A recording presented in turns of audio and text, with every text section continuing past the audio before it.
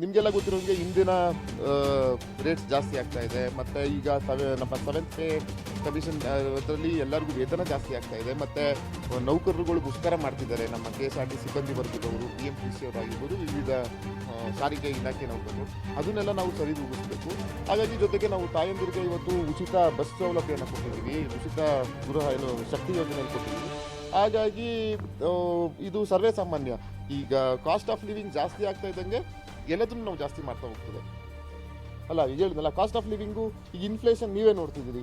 Through out ನಮ್ಮ ಕಂಟ್ರಿಲಿ inflation ಹೇಗಿದೆ. ರೂಪಾಯಿ ಮುಂದೆ ಹಣದುಬ್ಬರ ನಿಮಗೆ ಗೊತ್ತಿದೆ. ನಮ್ಮ ಹಣದುಬ್ಬರದಲ್ಲಿ ನಮ್ಮ ಕರೆನ್ಸಿ ಡಾಲರ್ ಕೆಳಗೆ ಇಳಿತಾ ಇದೆ. ಹಾಗಾಗಿ ಅದೇನು ಮಾಡೋಕ್ಕಾಗಲ್ಲ.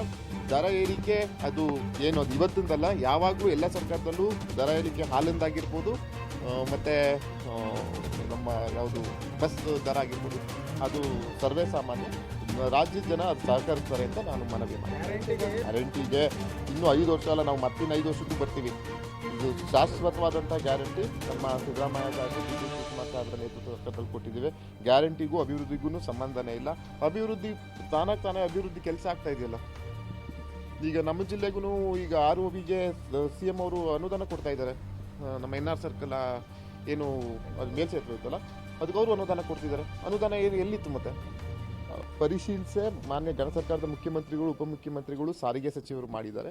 ಮುಂದಿನ ದಿನಗಳಲ್ಲಿ ಆ ಥರ ಏನಾದ್ರು ಪ್ರಮೇಯ ಬಂದರೆ ಪರಿಶೀಲಿಸುವಂಥ ಕೆಲಸ ಮಾಡ್ತಾರೆ.